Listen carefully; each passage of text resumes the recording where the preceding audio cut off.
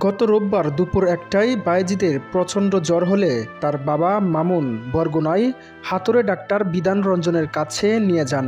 বিধান বায়েজিদকে কোনো পরীক্ষা নিরীক্ষা ছাড়াই উচ্চ ক্ষমতাসম্পন্ন অ্যান্টিবায়োটিক ওষুধ লিখে ব্যবস্থাপত্র প্রদান করেন। ওই ব্যবস্থাপত্রের ওষুধ বায়েজিদকে সেবন করালে রাত ১টায় শিশু বায়েজিদের মৃত্যু হয়। রাতেই এলাকায় শোকের ছায়া নেমে আসে। বায়েজিদের বাবা মামুন বলেন, ওই ডাক্তার এর কাছে আমার ছেলের জ্বরের কথা বলি, কোনো পরীক্ষা নিরীক্ষা ছাড়াই আমার ছেলেকে অনেকগুলো ওষুধ দেয়। পরে ওষুধ সেবন করার পর রাত ১টায় আমার ছেলে মারা যান। আমার ছেলের এরকম ভুল চিকিৎসার কারণে আমার সন্তানকে হারাতে হলো। না জেনে উনি কেন ওষুধ দিলেন, আমার সব শেষ। বাবার আহাজারিতে স্তব্ধ হয়ে যায় পুরো এলাকা।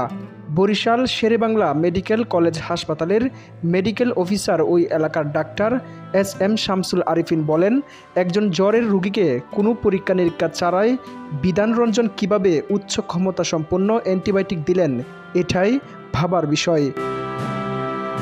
মৃত বায়েজিদের স্বজনরা এই ঘটনায় জড়িত ভুয়া ডাক্তারের বিচার চেয়েছেন।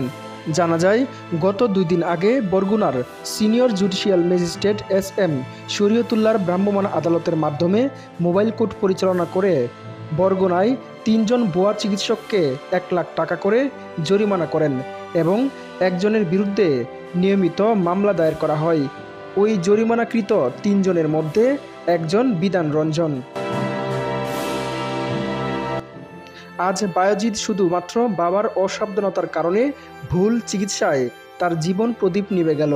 ডাক্তারের পরামর্শ ছাড়া এলাকার কোনো ফার্মেসি থেকে ওষুধ সেবন করা যাবে না। কোনো ওষুধেই নিজে নিজে অথবা ডাক্তারের পরামর্শ ছাড়া খাওয়া ঠিক নয়। সবসময় চিকিৎসকের পরামর্শ নিয়ে ওষুধ সেবন করা জরুরি। ওষুধ খাওয়ার সময় কিছু ভুলের কারণে রোগীরা ওষুধের সম্পূর্ণ উপকারিতা পায় না, বরং ভুল নিয়মে ওষুধ সেবন করার ফলে পরবর্তীকালে শরীরে নানা ধরনের পার্শ্ব প্রতিক্রিয়া দেখা যায়।